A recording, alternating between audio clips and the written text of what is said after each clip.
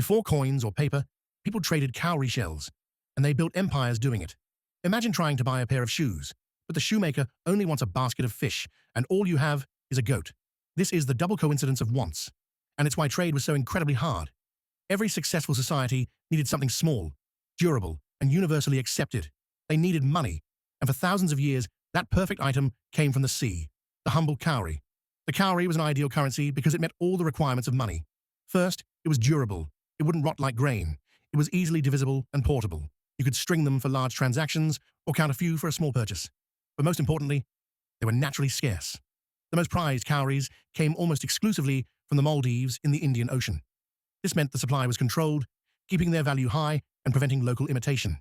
This scarcity created the world's first truly global currency zone. Cowries traveled the ancient trade routes across the Indian Ocean and the trans-Saharan desert. In ancient China, the cowrie was so important that the earliest written character for money is literally a drawing of a cowrie shell. But nowhere did the cowrie become more central than in the kingdoms of West Africa. Cowries were the standard unit of account for centuries, used to buy everything from food and tools to paying taxes. The price of a slave during the transatlantic trade was often quoted in cowries, with records showing prices in the 18th century soaring up to 80,000 shells for one captive. The cowrie's downfall was a classic economic crisis: inflation. When European colonial powers discovered the source in the Maldives, they began importing them by the billion into West Africa.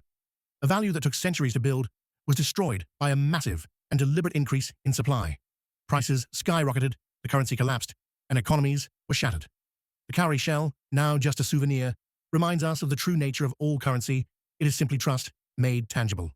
If you enjoyed tracing the origins of currency, make sure to hit that subscribe button. We dive into forgotten history like this every week.